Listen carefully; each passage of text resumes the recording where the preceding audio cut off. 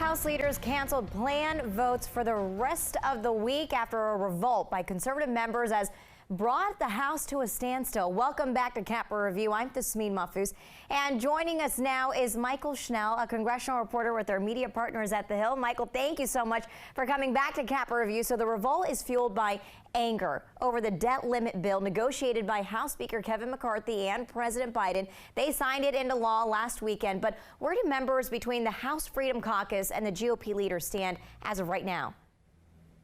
Yeah, that's exactly right. There seems to be some residual anger among some of these House conservatives, most of whom are part of that conservative Freedom Caucus.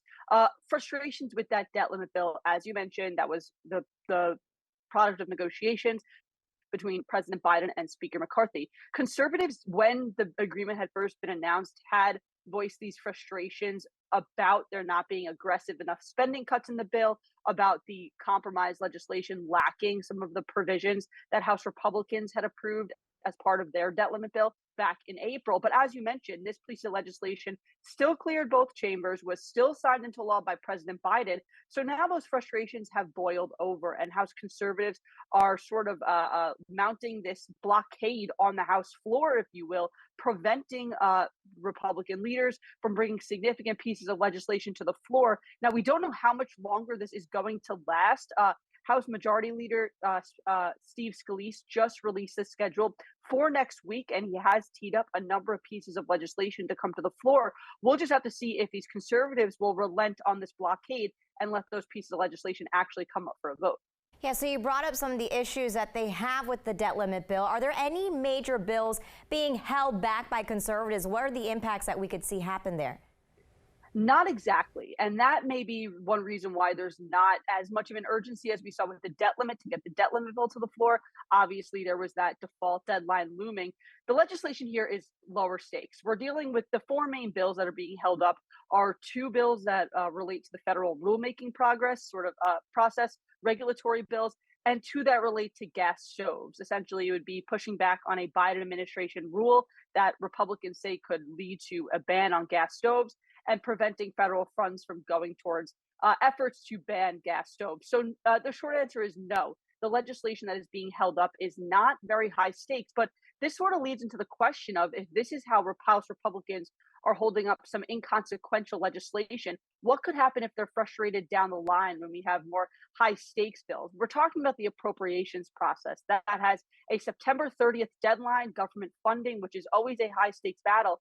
But there are a lot of questions now that if Republicans are successfully mounting a blockade for a small piece of legislation, what could happen when September rolls around if they're not happy with how the appropriations process is going?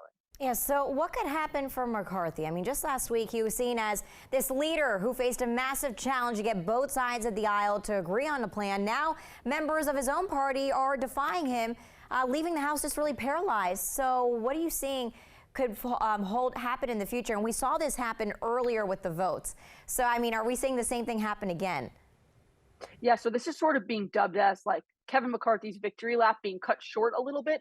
As you mentioned, he was touting victories after him and President Biden struck that agreement for the debt limit after it received more than 2/3 support from the House GOP conference, which was a significant a development and feat for McCarthy. But that's sort of been cut short now by this chaos that we're seeing play out on the House floor. Now, Kevin McCarthy has said that he is not concerned about his holding the gavel and his stature as Speaker.